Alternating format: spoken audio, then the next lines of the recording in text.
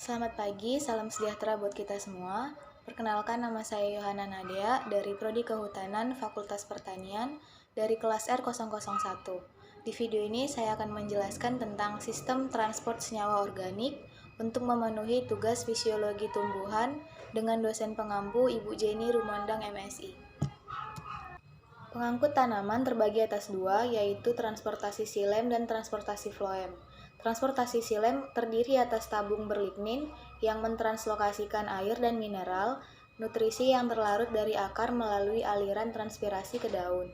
Sedangkan transportasi floem, ekspor fotoasimiliat dari daun ke bagian lain dari tanaman atau dari tempat dibentuk. Sel-sel mesofil daun ke tempat konsumsi atau cadangan, contohnya akar, umbi atau area pertumbuhan xilem dan floem secara bersamaan dengan sel parenkim membentuk jaringan vaskular atau berkas pembuluh. Perbedaan transport via floem dengan transport via xilem.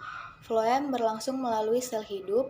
Untuk transport senyawa organik, pergerakannya terjadi dua arah, lambat atau laju aliran maksimum 1 meter per jam. Sedangkan xilem berlangsung melalui sel-sel mati.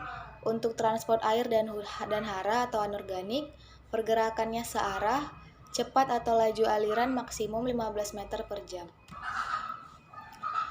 Transportasi floem adalah senyawa organik yang diangkut dalam floem, contohnya karbo atau gula pereduksi sukrosa, rafinosa 10-25%, yang mengandung nitrogen atau asam amino, amida, ureida 0,03-0,4%, zat pengatur tumbuh, nukleotida, nutrien anorganik, dan pestisida sistematik. Bukti zat organik yang diangkut melalui floem, yang pertama percobaan ring, yang kedua pengawetan, yang ketiga analisa eksudat, yang keempat percobaan dengan C dan radioaktif, dan yang kelima pohon yang terbakar. Anatomi floem terbagi atas 5, yang pertama unsur tapis atau pembuluh tapis, yang kedua sel pelengkap, yang ketiga sel-sel serat, yang keempat sel parenkima, dan yang kelima jari-jari floem. Mekanisme pengangkut memiliki hal-hal yang harus dipertimbangkan. Yang pertama, gerakan terjadi dalam sel hidup atau tidak demikian halnya dengan gerakan air. Yang kedua, gerakan dapat terjadi ke atas dan ke bawah atau akropetal dan baspetal. Yang ketiga, bahan yang diangkut relatif besar. Yang keempat, pengangkutan terjadi dalam waktu singkat.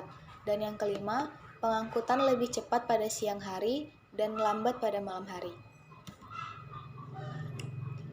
Bagaimana floem mentransportasikan cairan floem?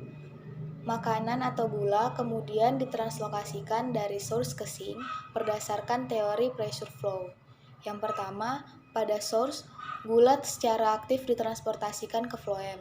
Yang kedua, air mengikuti melalui osmosis dari sel-sel source dan xilem. Hal ini menghasilkan tekanan yang tinggi. Yang ketiga, pada sink, gula-gula berdifusi keluar floem dan diikuti air melalui osmosis. Hal ini mengakibatkan rendahnya tekanan larutan gula mengalir dari tekanan tinggi ke tekanan yang rendah. Yang keempat, air dalam xilem akan ditarik melalui aliran transpirasi. Sepanjang fase vegetatif, yang pertama pada jaringan sumber, sebagian hasil asimilasi tetap digunakan untuk pemeliharaan sel. Yang kedua, sisanya diekspor atau ditranslokasikan ke daerah pemanfaatan vegetatif atau fungsi pertumbuhan, pemeliharaan, dan cadangan makanan. Dan yang ketiga, daerah pemanfaatan vegetatif terbagi atas akar, daun, dan batang. Sedangkan sepanjang fase generatif, yang pertama, setelah pembungaan, daerah pemanfaatan reproduktif sangat kuat, membatasi pembagian hasil ke pertumbuhan vegetatif. Yang kedua, pada tumbuhan tertentu, pertumbuhan vegetatif terhenti jika pertumbuhan generatif dimulai atau pembungaan. Dan yang ketiga, tumbuhan yang lain pertumbuhan vegetatif seimbang dengan pertumbuhan generatif. Hubungan sumber dan lubuk. Batasan sumber dan lubuk terbagi atas dua. Yang pertama sumber atau source, yaitu bagian tanaman yang menghasilkan fotosintat. Yang kedua, lubuk atau sink, yaitu bagian tanaman yang menggunakan fotosintet. Ada beberapa faktor-faktor yang mempengaruhi pengangkutan karbohidrat. Yang pertama, suhu, yang kedua, cahaya, yang ketiga, penghambat metabolik, yang keempat, perbedaan konsentrasi, yang kelima, mineral, dan yang keenam, hormon. Sekian penjelasan dari saya. Apabila ada salah kata, mohon dimaafkan. Terima kasih.